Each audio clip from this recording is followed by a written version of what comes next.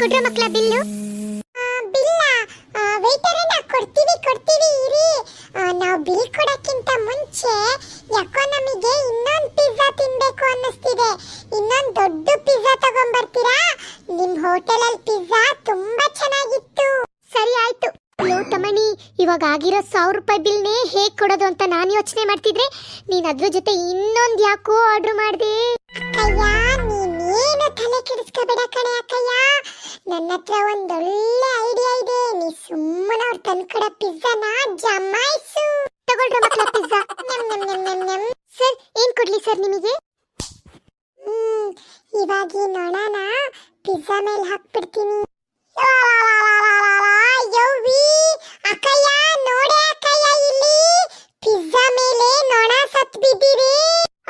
Pizza ಮೇಲೆ ನೊಣ ಹೇಗ್ ಬಂತು? ಇಷ್ಟೊತ್ತು ನಾವು